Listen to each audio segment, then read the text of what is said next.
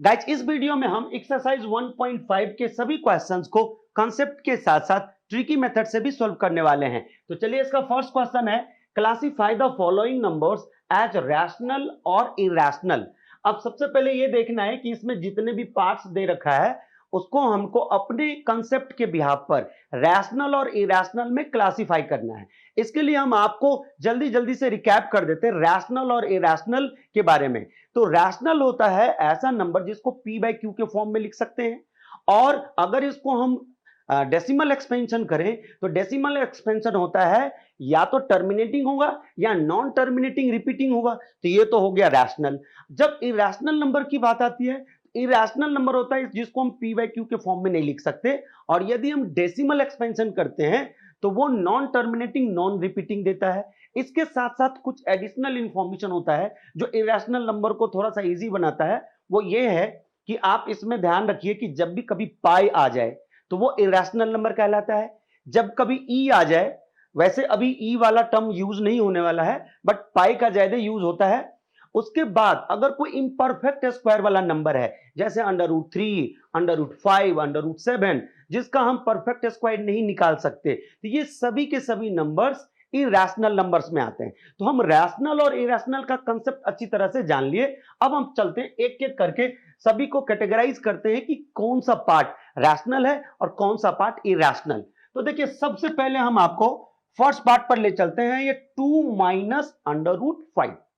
अब ये 2 माइनस √5 के अंदर आपको ये दिख गया होगा कि ये जो √5 है ये इम्परफेक्ट स्क्वायर है, और जैसे ही आपको इरैशनल नंबर यहां पर ये पता चल गया कि ये है, अब आपको ये कंफ्यूजन होगा कि 2 माइनस, तो 2 हमारा रैशनल है और माइनस इरैशनल है। तो ये हमेशा याद रखिए कि जब भी रैशनल माइनस इरैशनल हो या रैशनल प्लस इरैशनल हो या फिर रैशनल इंटू इरैशनल हो, या फिर ऐसे इसको डिवाइड भी कर सकते हैं रैशनल अपॉन इरैशनल या इरैशनल अपॉन रैशनल, ये सभी के सभी हमेशा इरैशनल नंबर देता है। तो आप यहां पर अच्छी तरह से इसको नोट कर लीजिए कि इस तरह के जब भी कोई कंडीशन आपको दिखे तो यह हमेशा इरैशनल नंबर होता है। एक बात और याद रखिएगा कि अगर कभी सिंप्लीफाई करने वाला हो तो पहले हम पूरा सिंप्लीफाई कर लें, सिंप्लीफिकेशन के बाद जो फाइनल रिजल्ट आता है इसको हम डिसाइड करते हैं कि वो रैशनल है या इरैशनल है। बट यहां तो कुछ सिंप्लीफाई हो नहीं रहा, इसीलिए हम डायरेक्ट इसको क्या लिखेंगे, इरैशनल। ये हो गया इरैशनल। अब इसी तरह से हम आ जाते हैं सेकेंड पार्ट पर। सेकेंड पार्ट में है 3 प्लस √23। अब ब्रैकेट यहां पर क्लोज्ड है, फिर माइनस √23। अब देखिए यहां पर आपको देखने से ये लग रहा होगा कि ये जो √23 है वो 2 बार है, लेकिन अभी हम इसको सॉल्व नहीं कर सकते, सिंप्लीफाई नहीं कर सकते जब तक ये ब्रैकेट ना हटे। तो जब ब्रैकेट हटेगा तो इसको लिखेंगे 3 प्लस √23 माइनस √23, और इसको यहां से ये कैंसिल कर दीजिए क्योंकि ये माइनस में है और ये प्लस में है। तो इस तरह से फाइनल जो हमारा आंसर आया वो आया 3, और 3 is in the form of p by q, और ये रैशनल है इसीलिए हम यहां पर डायरेक्ट लिख देते हैं ये रैशनल। एकदम बिल्कुल क्लियर कंसेप्ट है। लेकिन यही बात है कि जब भी कहीं सिंप्लीफाई करने का मौका मिले तो आप जरूर से पहले सिंप्लीफाई करें, देन आप रैशनल और इरैशनल में इसको क्लासिफाई करें। अब जैसे ही हमने सेकंड कर लिया, थर्ड में देखिए ये ऑब्वियसली ये थर्ड के अंदर ऊपर भी √7 है और नीचे भी √7 है, ये याद रखिएगा, ये क्वेश्चन के अंदर है पहले से ही। अब 2 स्क्वायर रूट 7 और नीचे 7 स्क्वायर रूट 7 है, क्या करना है, इसको ऊपर नीचे इसको कैंसिल कर दीजिए। जब आपने इसको कैंसिल कर दिया तो अब बचा क्या, 2/7। ये याद रखिएगा हमेशा कि 2/7 ये हमारा p बाय क्यू के फॉर्म में है, और जब p बाय क्यू के फॉर्म में आ गया तो ये हमारा रैशनल हो गया। तो देखिए इरैशनल वाले टर्म होते हुए भी ये रैशनल हो गया क्योंकि ये कैंसिल हो गया, तो ये हो गया आपका रैशनल। क्लियर।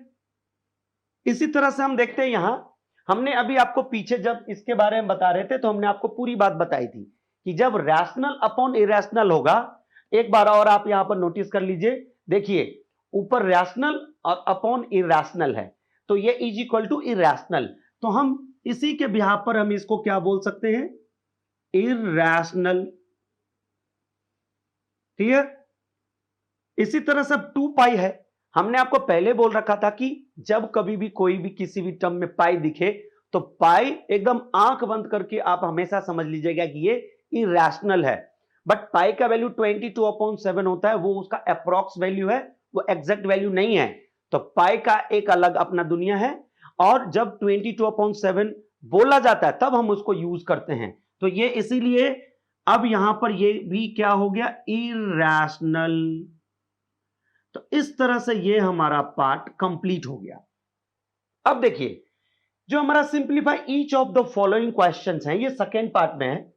अब इसके अंदर मुझे क्या करना है, जितने भी एक्सप्रेशंस दे रखे हैं, जैसे 3 plus under root 3, 2 plus under root 2, अब इसको मुझे मल्टीप्लाई करके आपको फाइनली बताना है रिजल्ट, कि इसका रिजल्ट क्या होगा। अब मल्टीप्लाई क्यों, क्योंकि दोनों ही ब्रैकेट के बीच में यहां पर हमेशा मल्टीप्लाई होता है। जब भी दो ब्रैकेट ऐसे यूज हो और अगर उसके बीच में कुछ भी ना लिखा हो तो समझ लीजिए कि इसके बीच में मल्टीप्लाई है।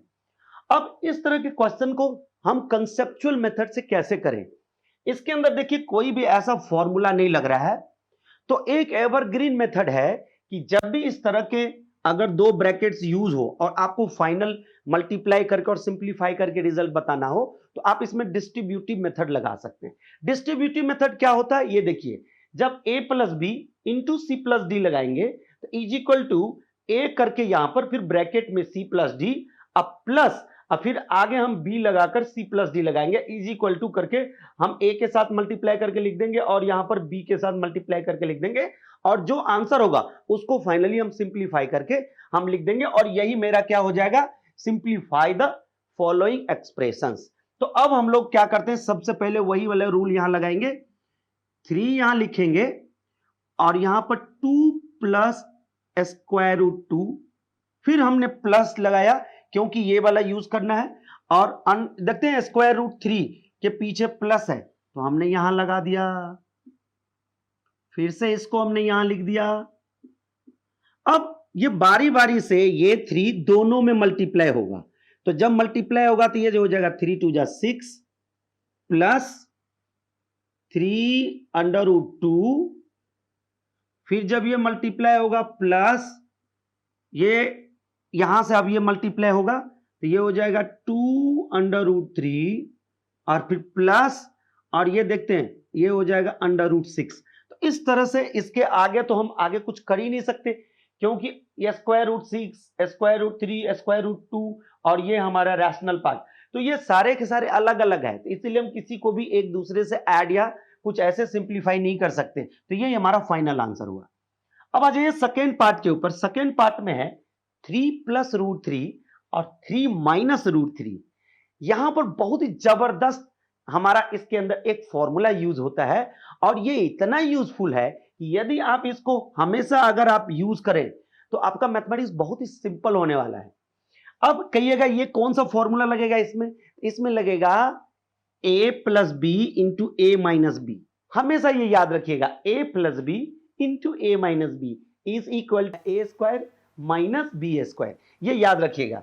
तो अब यहां पर हम यही वाला फॉर्मूला लगाने जा रहे हैं, इसको हमने a माना, इसको हमने b माना, ये a और ये b, तो ये हो गया a plus B A minus B, तो ये हो गया a, यहां पर डायरेक्ट हम लगा देंगे, यहां से इसको हम लिखेंगे 3 स्क्वायर ब्रैकेट में यूज कर लेते हैं माइनस अंडर रूट 3 स्क्वायर, और जैसे हमने ये लगाया तो उसको क्या लिखेंगे, 3 3 जा 9 माइनस स्क्वायर रूट 3 का स्क्वायर है, तो हम इसको सिंपली क्या लिख सकते हैं 3, तो ये हमारा फाइनल आंसर हो गया 6।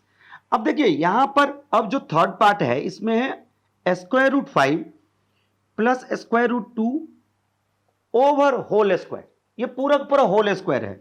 अब ये पूरा का पूरा जो होल स्क्वायर है, अब यहां पर भी मुझे एक आइडेंटिटी याद आ रहा है, वैसे आप इसको 2 बार लिखकर और डिस्ट्रीब्यूटिव मेथड लगा सकते हैं, जैसे square root 5 plus square root 5 into square root 5 plus square root 5, ऐसे करके और फिर इसको इस तरह से आप लगाकर फिर इसको जो सम करना होगा करके फाइनल आंसर निकाल सकते हैं। आंसर सेम आएगा लेकिन वहां पर टाइम ज्यादा लगेगा, तो हम ऐसे वाले मेथड एक ही टाइम यूज करते हैं जब कोई भी उसमें आइडेंटिटी यूज ना हो रहा हो। तो अब हम लोग यहां क्या करेंगे, सबसे पहले a plus B whole square वाले आइडेंटिटी यूज करेंगे और देखिए A square plus 2ab plus B square ये वाला आइडेंटिटी यूज करेंगे। और इसी के साथ एक और आइडेंटिटी होता है, वो भी आप याद ही रख लीजिए, a minus B whole square is equal to A square minus 2ab plus B square. तो इस तरह से हम ये ऊपर वाला आइडेंटिटी यूज करने वाले हैं और यहां करेंगे square root 5 whole square plus twice of square root 5 square root 2 plus square root 2 whole square. इस तरह से ये आंसर दे देगा 5 प्लस 2 और ये दोनों स्क्वायर रूट आपस में मल्टीप्लाई होके एक ही साथ आ जाएगा 10 और प्लस 2। अब यहां पर सिंप्लीफाई हो रहा है क्योंकि देखते दो हमारा रैशनल पार्ट है, तो ये दोनों को हम ऐड करके यहां पर लिख देते हैं 7 और यहां पर प्लस 2 अंडर रूट 10। तो ये हमारा फाइनल आंसर रहा जब हम आइडेंटिटी यूज कर लेते हैं। तो आइडेंटिटी आपका इसमें बहुत मेजर रोल प्ले कर रहा है, तो प्लीज आइडेंटिटी को बार बार रिवाइज करके और इसको बिल्कुल ही अपने दिमाग में बिठा लीजिए ताकि जब कभी भी इस तरह के कोई क्वेश्चन आए तो केवल आप आइडेंटिटी से सॉल्व करें अगर हो रहा है तो, नहीं तो फिर इन जनरल मेथड डिस्ट्रीब्यूटिव तो आपको पता ही है। अब फिर से एक बार मुझे ऐसा ही एक पैटर्न दिख रहा है, देखिए इसके यहां दोनों टर्म सेम है, यहां पर माइनस है यहां प्लस है, तो ये सेकंड जैसा हो गया लेकिन माइनस इसका आखिरी में यहां पहले है। तो आपको इससे नहीं घबराना क्योंकि आपको यह बात पता है कि मल्टीप्लाई में हम a इंटू बी करें या b इंटू ए करें, दोनों का आंसर हमेशा सेम ही होता है। तो अब यहां पर फिर से हम वही आइडेंटिटी लगाएंगे, क्या a minus B into A plus B is equal to A square minus B square. तो हम यहां पर फिर से वही आइडेंटिटी लगा रहे हैं, square root 5 minus square root 2 whole square, ये हो गया 5 माइनस 2 और ये फाइनल आंसर आ गया हमारा 3। तो इस तरह से हमने फर्स्ट एंड सेकंड दोनों पार्ट को अच्छी तरह से कंप्लीट कर लिया।